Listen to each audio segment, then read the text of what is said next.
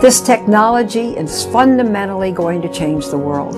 Bloom boxes not only can help consumers reduce their dependence on the electric grid here at home, but they can also bring modern energy to the planet's most remote villages, giving power and light to the world's estimated 1.5 billion people still living without electricity.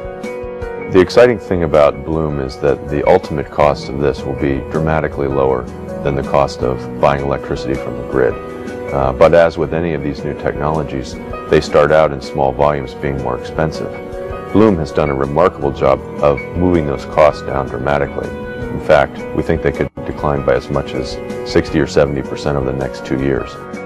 When we started hearing about the energy crisis, I knew that there would be no solution that didn't pay for itself, and I felt strongly that both solar energy and fuel cells will do it.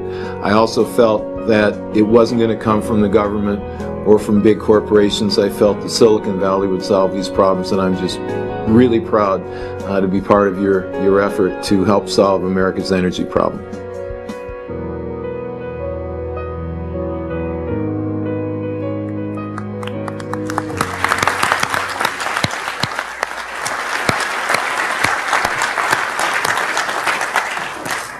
Isn't it wonderful to see from that video montage that there are at least a few things that all sides of the aisle, as long as they're a human being, can agree upon? That's great for our political process. I want to thank all the speakers, John, for doing it, and the panel members. For our final keynote speaker, I want to introduce to you a gentleman who joined the board in 2009. Not probably, the most recognized face on the planet.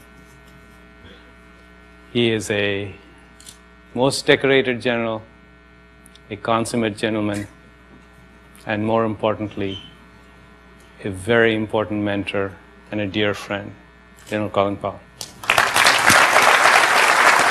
you very much for that. Thanks, buddy.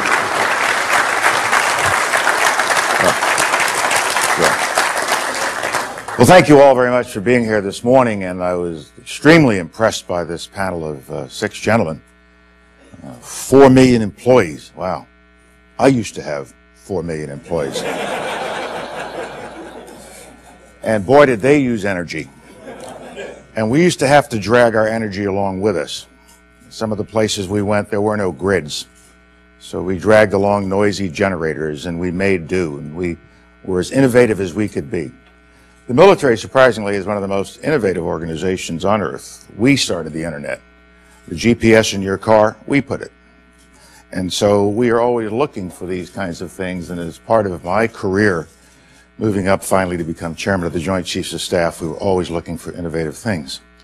And so when I left public service in the beginning of 2005, after a total of 40 years in the military world and in the political and diplomatic world, I was looking for what next to do.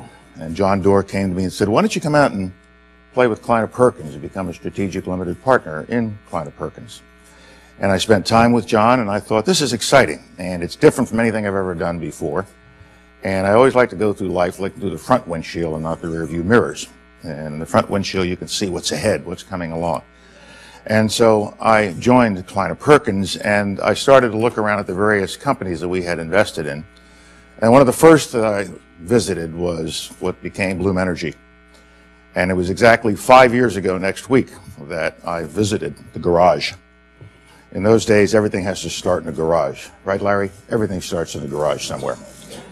And I went into the garage, and he was explaining to me what he explained to you about the sand and the anodes and the cathodes and all that, and I'm just staring. Okay. And fuel cells have been around for a long time, so what's going to make this different?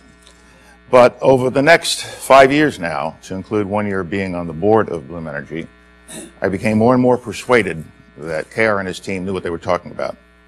And those that were investing in the company knew what they were doing. And I was convinced that this was a breakthrough technology, a breakthrough product.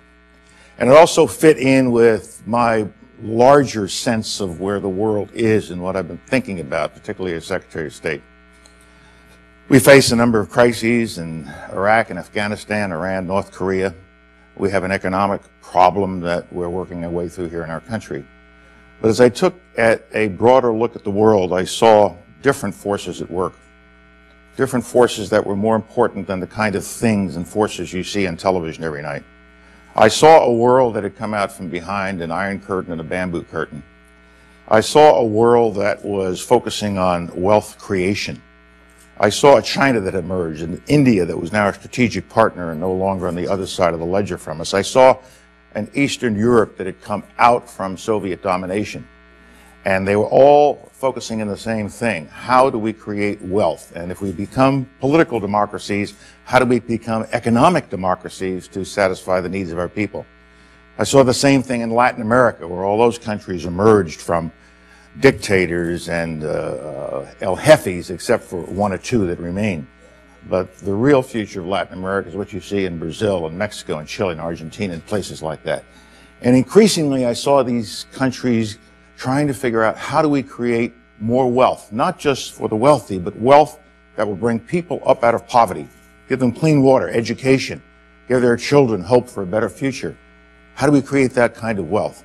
I looked at China, that in a period of 30 years has gone from nowhere, from my first visit in China 38 years ago to where it is today, perhaps the second largest economy in the world, competing with Japan for that title, but the largest exporter. And hundreds of millions of people have been moved up out of poverty into the middle class, not only in China, but around the world. More countries living under democratic systems which require economic democratic systems in order to satisfy the needs of